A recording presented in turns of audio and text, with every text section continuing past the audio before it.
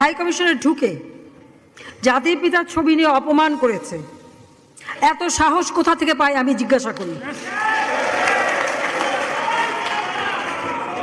আমি জানি না আমাদের হাই কমিশনে এখন কারা বসেছিল এবং তারা সেখানে কিছুই করতে পারলো না কেন, সেটাও বড় প্রশ্ন। আর আমি আমার প্রবাসী যারা বাঙালি, না আমার প্রবাসী বাঙালিদেরও আমি বলবো যে যারা এই ঘটনাগুলি ঘটিয়েছে তারা চলাফেরা করে না, তাদের দেখেন না, যে হাত দিয়ে জাতির পিতার ওই ছবি নিয়ে তারা ভেঙেছে, তাদের যা উপযুক্ত করা উচিত সেটা করতে হবে। কারণ জাতির পিতার নাম মুছে ফেলার চেষ্টা করা হয়েছিল, তো তারিখ যেহেতু দূরের কথা, ওর বাপ তো চেষ্টা করেছিল এই নাম মুছতে, ওর বাপও চেষ্টা করেছে, মাও চেষ্টা করেছে। তারা কি পেয়েছে নাম মুছতে? পারে নাই। ইতিহাস কখনো কেউ চাপা দিতে পারে না।